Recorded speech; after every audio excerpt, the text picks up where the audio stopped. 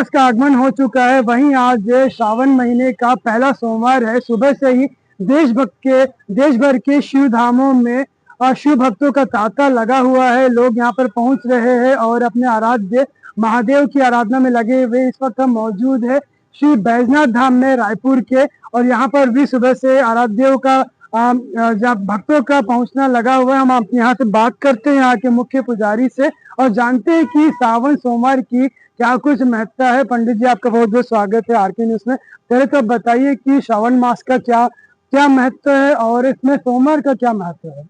सभी भक्तों को श्रावण मास की हार्दिक शुभकामनाएं। वैद्यनाथ धाम में आए सभी श्रद्धालुगण को हर हर महादेव शंभु।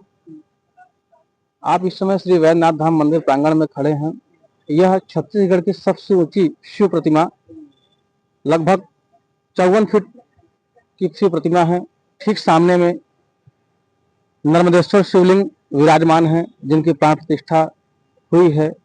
इस मंदिर में श्रावण के समय में लोग सुबह से यानी भोर से ही शिव जी को जल, दूध, दही, घी, शक्कर सहित अपनी मनोकामनाओं को लेकर भगवान भोलेनाथ का अभिषेक कर रहे हैं।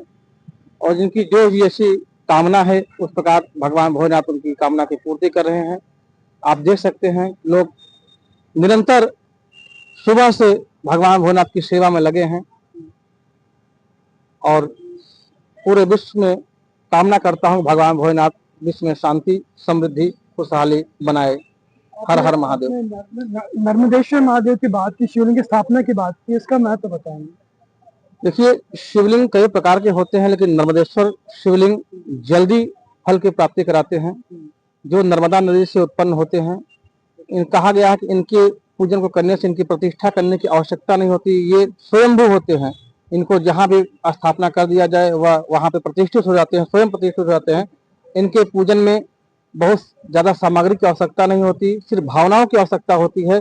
जो जैसी भावना से इनकी सेवा करता है उनकी भावनाओं की पूर्ति भगवान भोलेनाथ स्वीकार करते हैं। मुझे बैजनाथ धाम की खातिर बताइए, ये इस मूर्ति की स्थापना कब की गई? आप कह रहे हैं कि सबसे ऊंची मूर्ति है रायपुर की।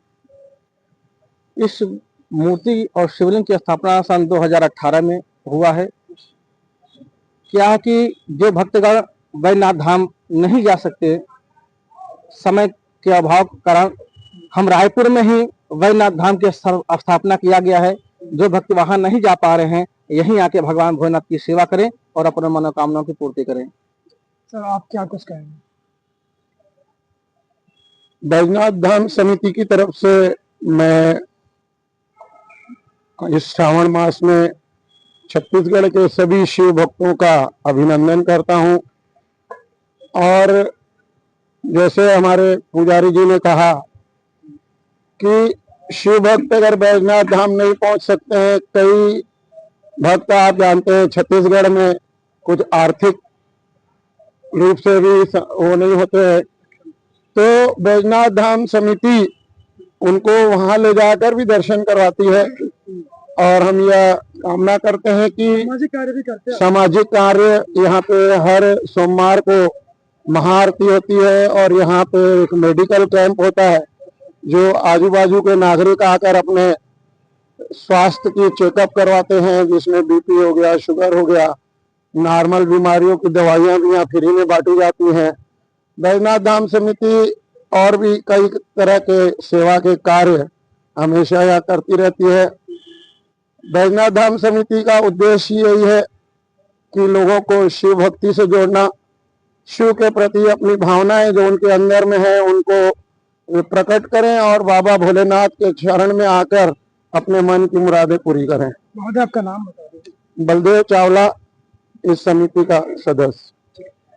बलदेव चावला जी ने बड़ी अच्छी बात की है। मंदिर तो है ही, साथ ही सामाजिक कार्य भी कर रहे हैं। इनके ट्रस्ट की तरफ से लोगों को स्वास्थ्य चेकअप दिया जाता है और समय समय पर सामाजिक जागरूकता भी दी जाती है। वहीं पुजारी जी ने भी श्रावण मास की महत्ता हमें बताई है और भगवान शिव के महत्व तो सभी जानते ही, बताने की जरूरत ही नहीं है।